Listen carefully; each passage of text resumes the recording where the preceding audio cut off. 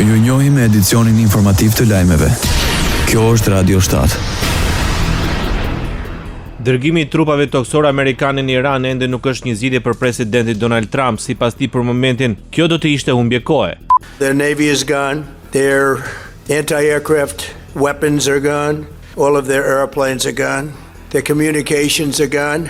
Missiles are gone, launches are gone. Kanë humbur gjithçka, kanë humbur flotën e tyre detare, kanë humbur gjithçka që mund të humbnin, tha Trump. Ai shton se dëshiron të pastrojë strukturën aktuale të udhëheqjes në Iran. Më herët sekretari amerikan i mbrojtjes paralajmëroi se sulmet mbi Iranin dhe Teheranin do të rriten në mënyrë dramatike shumë shpejt. The amount of firepower over Iran and over Tehran is about to surge dramatically. Ne do të vazhdojmë luftën në Iran për sa kohë të duam. Municionet tona sulmuese dhe mbrojtëse na e mundsojnë këtë, tha Pete Hegseth. Sipas tij, vendimi i Britanisë së Bashkuar për të lejuar SHBAN në përdorimin e bazës ushtarake Diego Garcia do të ndihmojë Washingtonin të intensifikojë sulmet.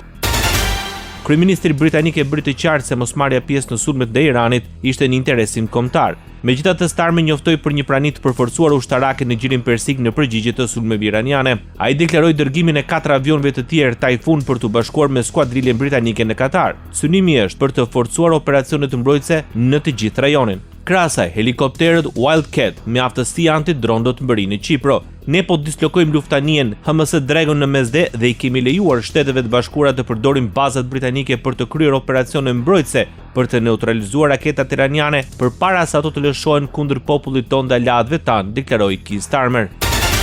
Franca, Italia dhe Greqia kanë rënë dakord për veprime të përbashkëta ushtarake. Presidenti francez Emmanuel Macron pas një bisede me kryeministrin italiane Giorgia Meloni dhe kryeministrin grek Kyriakos Mitsotakis për situatën e sigurisë, u vendos për hapat që do të ndërmerren në rajon.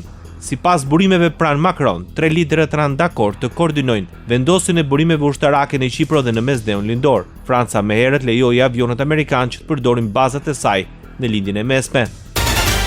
Azerbajxhani paralajmëroi se do të kundërpërgjigjej pas sulmeve të Iranit kur raportuan të paktën 4 persona të plagosur. Këto sulme nuk do të mbeten pa përgjigje, tha Ministria e Mbrojtjes së Azerbajxhanit në një deklaratë.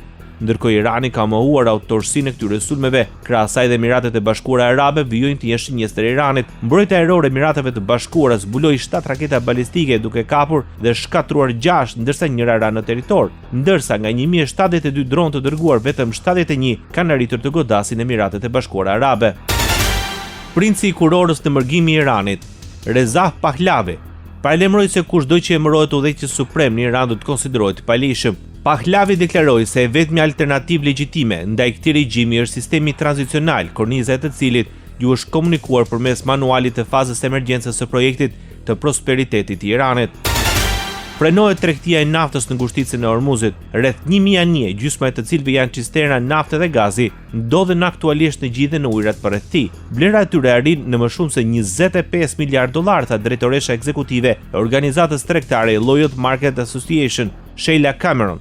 Zyrtarisht përmes ngushticës së Hormuzit, që prej së dielës janë bërë rreth 40 kalime të anijeve, ndërsa një javë më parë në këtë ngushticë kaluan 116 anije. Ndoqët lajmet shkurt në Radio 7, zëri pozitiv i qytetit.